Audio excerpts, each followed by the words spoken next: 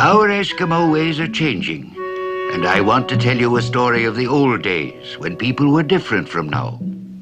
We had a certain dog, and she had many fine pups. I remember a litter she once had, more than you could count on the fingers of one hand. When they grew up, they were the best dogs my father ever owned. She was a good mother and looked after her young with care and attention. They were all different in color, some black, some white or gray, but they all liked to eat, and they were sleepy and lazy. Puppies, as you all know, are meant to be played with by children. Our dogs were always spoiled in this way and grew for a while thinking how soft and easy everything is. Nothing to do all day but eat and be rocked to sleep by the young girls.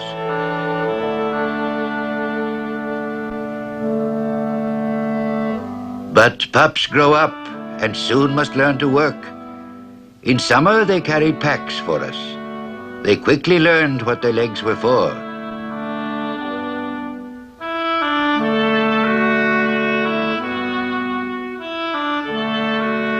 They carried their share of the burden when we journeyed to look for gulls' eggs, to spear salmon, or to pick berries on the hills. My young legs would grow tired. Then my father, a patient man and very strong, would take me on his back. As he walked along, he would sing to me. I love to go walking far and far away, and my soles are worn through as I pluck the buds of willow that are furry like the gray wolf's beard. The waters of the river are icy cold, cold as the heart of the glacier. The waters of the river come from far and far away and flow to the goddess of the sea. Sometimes my uncle would come with us on a trek, and he would carry me. He was a great talker and told many tales. Once he told me a story about a dog who died of hunger because his master was a bad provider. His spirit turned into a wolf, and he ate people up.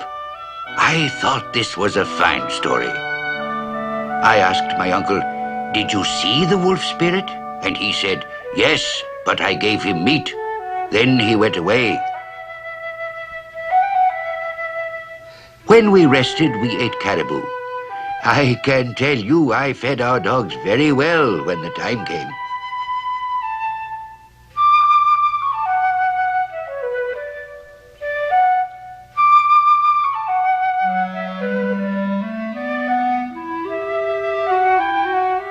Sometimes we carried our packs into the high hills where no man lives. In springtime, the snow is not gone from such places and is slow to melt.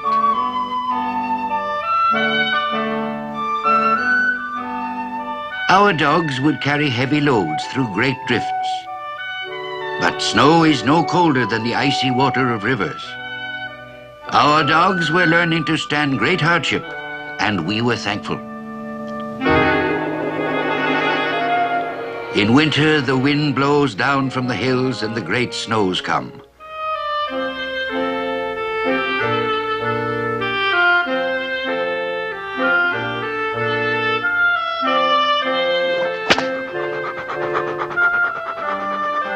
Our dogs would be trained to the harness and taught the ways of a sled. The whip cracks. Yeah! Yeah! Swiftly, swiftly they pulled the sled, brother and sister side by side. The whip cracks. Who is master? Who is the cunning one? The deceitful one? The thankless one? My father was a patient man, as I have told you. But often with those young dogs, he lost his temper and was angry. He would then use language terrible to hear.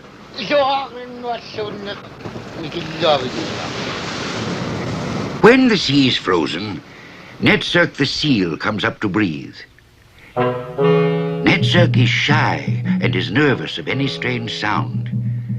He can hear your breath He can see you blink your eyes.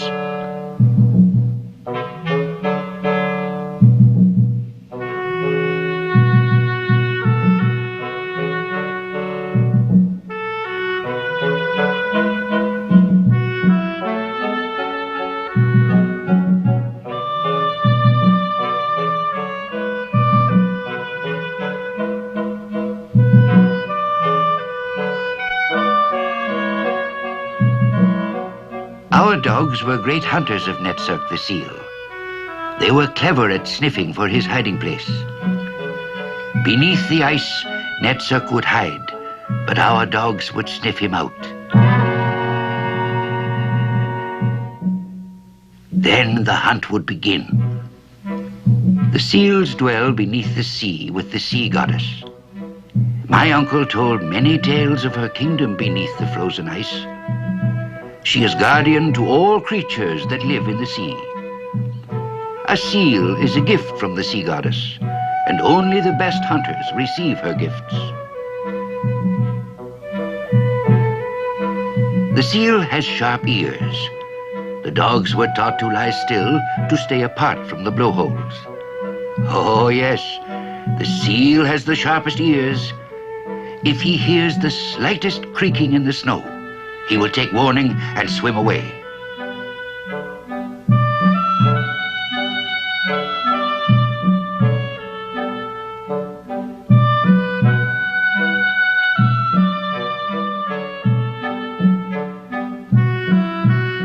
If Netsuck hears the feet of our dogs or the breath from your nose, he will be frightened. He will then dive to the kingdom of the sea goddess. He knows she will protect him and save him from the harpoon of the clumsy hunter. She asks, "Are you patient? Does your dog have a sharp nose for Netsuck? Is your harpoon strong and well made?"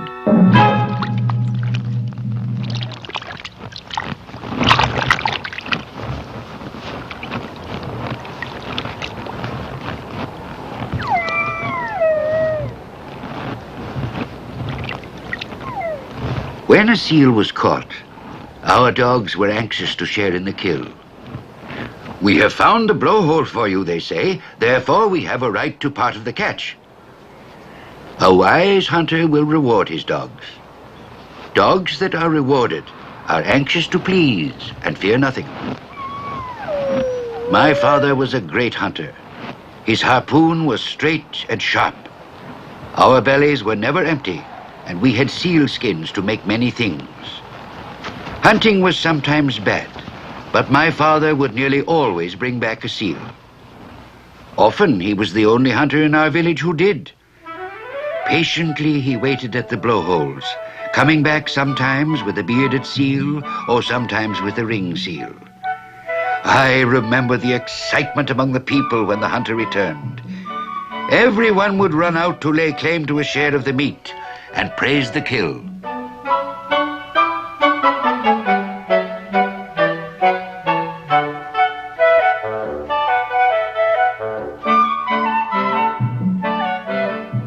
My father was modest and much admired by all the young girls. He told them about the hunt. "My dog is a wretched creature and my arm is weak," he said. But you see how luck comes, even to the poorest hunter.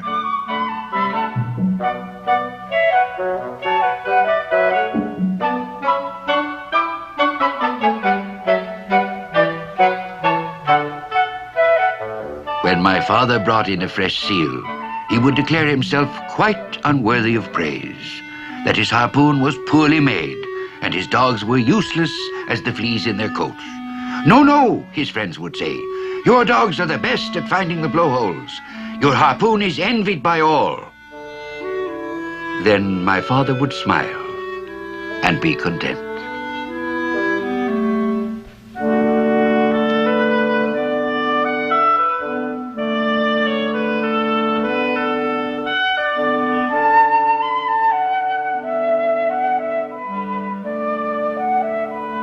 Then my mother would cook parts of the seal and serve the guests.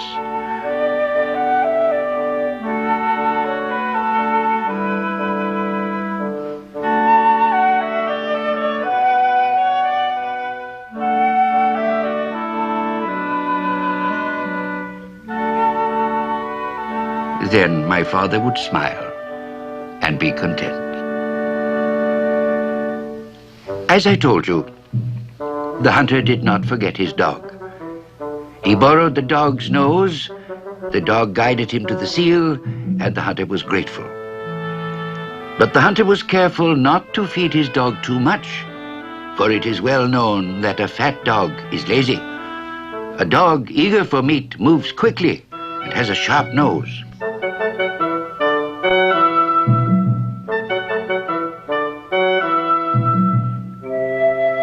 A dog will keep warm in the snow. Curled up with his nose under his tail, the snow will cover him. Yet he will sleep and rest himself and be eager for the harness.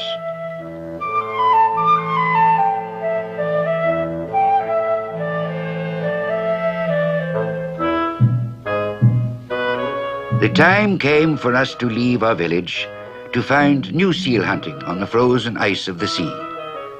The weather was bad and the wind howled about our ears. I remember my father harnessing the dogs and loading us with all our belongings on the big sled. "We are going on a trek," he said. "The journey is not easy. This will be a time of testing for the dogs."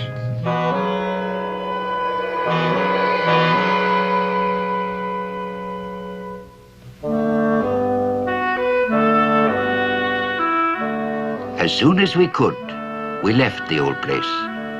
The igloos were empty and silent.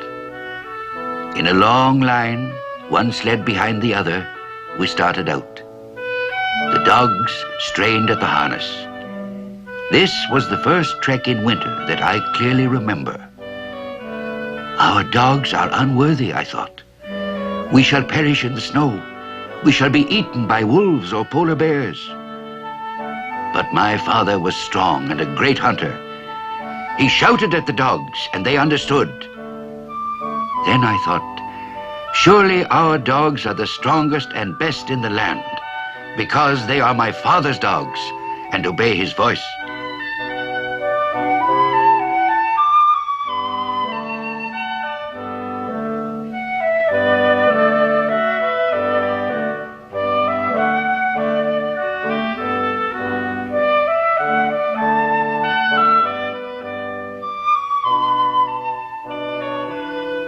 At last we came to the end of our trek. In the new place there were many seals, and the hunting that winter was very good.